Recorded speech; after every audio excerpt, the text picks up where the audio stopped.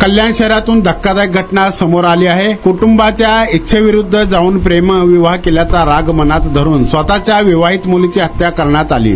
यानंतर बाजारपेठ पोलिसांनी तातडीची कारवाई करत बापाला अटक केली आहे। या घटनेमुळे परिसरात मोठी खळबळ उडाली असून पोलीस तपासात हत्येमागील धक्कादायक कारण समोर आले आहे। मिळालेल्या माहितीनुसार कल्याण पश्चिमेतील पार नाका परिसरातील रचना रॉयल इमारतीत राहणाऱ्या विनोद वसईकरने आपली मुलगी गायत्री वसईकर हिची काही दिवसांपूर्वी हत्या केली होती। घटनेनंतर आरोपी विनोद वसईकर फरार झाले होते। मात्र बाजारपेठ पोलिसांनी विशेष पथकाच्या मदतीने शोध मोहीम राबवत त्यांना ताब्यात घेतले। पोलिसांच्या प्राथमिक तपासात समोर आलेल्या माहितीनुसार गायत्रीने काही महिन्यापूर्वी कुटुंबाच्या विरोधात जाऊन प्रेमविवाह केला होता। मुलीच्या या निर्णयामुळे तिचे वडील विनोद वसईकर नाराज होते।